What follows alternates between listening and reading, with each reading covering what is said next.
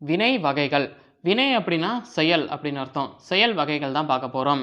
என்னென்ன வகைனா தன்வினை, பிறவினை. இங்கே ஒரு படம் கொடுத்துருக்காங்க பாருங்க. இந்த படத்தை வச்சு ஒரு சூழல் கீழே கொடுத்துருக்காங்க. இங்கே என்ன நடந்துக்கிட்டு இருக்கு இந்த சூழ்நிலையில் அப்படிங்கிறத அதில் கொடுத்துருக்காங்க. படிக்கிறேன் பாருங்க. மாணவர்கள் கால்பந்து விளையாடி கொண்டிருக்கிறார்கள்.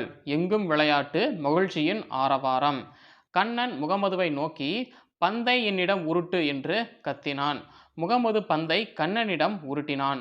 பந்து உருண்டது. கண்ணன் முகமது மூலம் பந்தை உருட்ட வைத்தான். இந்த சூழல்ல பார்த்தீங்கன்னா பந்து உருண்டது அப்படிங்கிறது தன்வினை. பந்து உருண்டதுங்கிறது தன்வினை. உருட்ட வைத்தான் அப்படிங்கிறது பிறவினை. சரி, இப்போ நம்ம தன்வினைனா என்ன, பிறவினைனா என்ன அப்படிங்கிறத பார்த்துடலாம். எழுவாய் ஒரு வினையை செய்தால் அது தன்வினை எனப்படும்.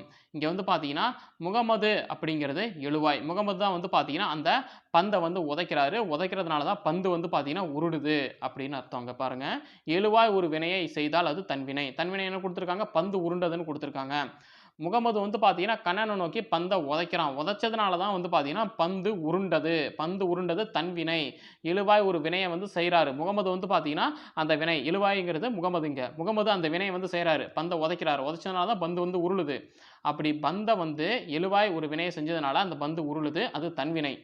அடுத்தது, எழுவாய் ஒரு வினையை செய்ய வைத்தால் அது பிறவினை எனப்படும். இங்க கண்ணன் அப்படிங்கிற எழுவாய் ஒரு வினையை செய்ய வைக்கிறாரு. யாரை செய்ய வைக்கிறாரு, முகமது பார்த்தீங்கன்னா செய்ய வைக்கிறாரு.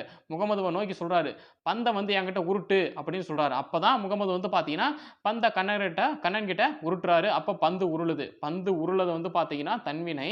உருட்ட வச்சது யாரு, கண்ணன் தான் உருட்ட வச்சாரு. முகமது நோக்கி அவர் தான் சொல்றாரு, பந்தை என்கிட்ட உருட்டு அப்படின்னு. அப்போ இங்க கண்ணன் அப்படின்ற எழுவாய் அந்த வினையை செய்ய வைக்கிறாரு. அப்போ அது பிறவினை எனப்படும்.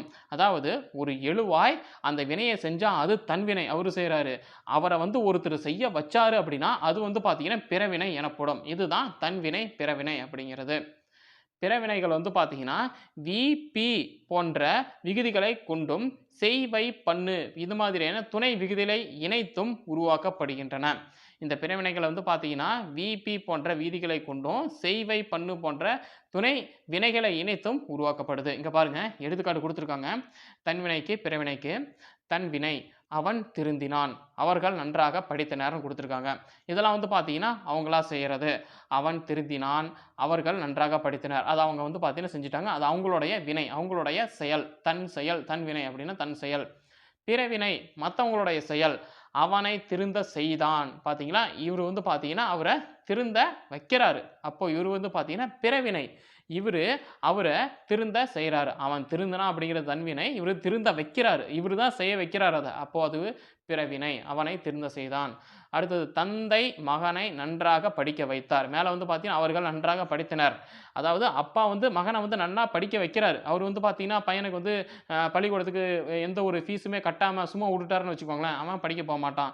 இவர் போய் கஷ்டப்பட்டு சம்பாதிச்சு அந்த பையனை படிக்க வைக்கணும் அப்படின்னு ஸ்கூலில் கொண்டு போய் சேர்த்து அவனுக்கு ஃபீஸை கட்டி படிக்க வைக்கிறாரு. அப்போது அவருடைய மகன் நன்றாக படிப்பான். சரிங்களா? இப்போ பிறவினை யார், அப்பா மகனை படிக்க வைக்கிறாரு. அப்போது படிக்கிறது யார், மகன். மகன் தன்வினை. அப்பா பார்த்தீங்கன்னா படிக்க வைக்கிறாருங்கிறது பிறவினை. பள்ளிக்கு புத்தகங்கள் வருவித்தார். ஒருத்தர் பார்த்தீங்கன்னா அந்த பள்ளிக்கு புத்தகங்களை வர வைக்கிறார். வர வைக்கிறதுனால தான் மாணவர்கள் பார்த்தீங்கன்னா படிப்பாங்க. மாணவர்கள் படிக்கிறது தன்வினை, வர வைக்கிறார் அவங்க படிக்கிறதுக்காக. அப்போ வர வைக்கிறவர் தான் பிறவினை. இதுதான் தன்வினை, பிறவினை. அடுத்தது, செய்வினை, செயற்பாட்டு வினைனா என்னென்னு பார்க்கலாம். இங்கே பாருங்க, ஒரு படம் கொடுத்துருக்காங்க. அந்த படத்தில் ஒரு அப்பா அவளுடைய மகள் பார்த்தீங்கன்னா ஹோட்டலில் உட்காந்து சாப்பிட்டுட்டு இருக்காங்க. அப்பா சொல்கிறாரு, குமுதா, இலையில் உள்ள இட்லியை விரைந்து சாப்பிடு, அடுத்து தோசை வரப்போகிறது. அவள் சாப்பிட்டு முடிப்பதற்குள் தோசை வைக்கப்பட்டது அப்படின்னு ஒரு சூழல் பார்த்தீங்கன்னா இதில் கொடுத்துருக்காங்க. இதில் அப்பா சொன்னார் அப்படிங்கிறது செய்வினை தொடர். அப்பா தான் பார்த்தீங்கன்னா சொல்கிறாரு, குமுதா, இலையில் இருக்க இட்லியை சீக்கிரம் சாப்பிடு, அடுத்து தோசை வரப்போகுது. குமுதா சாப்பிட்டு முடிக்கிறதுக்குள்ள தோசை வைக்கப்பட்டது. தோசை வைக்கப்பட்டது அப்படிங்கிறது செயற்பாட்டு வினை தொடர். அதே மாதிரியே இங்கே பாருங்க, பாட்டு பாடுகிறாள் அப்படிங்கிறது செய்வினை தொடர். பாட்டு பாடப்பட்டது அப்படிங்கிறது செயற்பாட்டு வினை தொடர். பாட்டு அவ பாடுறா அப்படிங்கிறது அவ செய்கிறது, அவ செய்கிறா, செய்வினை தொடர்.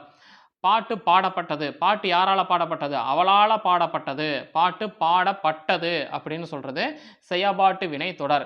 அது யாரால செய்யப்பட்டது? அது அவங்களால வந்து செய்யப்பட்டது. அப்போ செய்யப்பட்டது அப்படிங்கிறது இது செயப்பாட்டு வினை அப்படின்னு ஞாபகம் வச்சுக்கோங்க.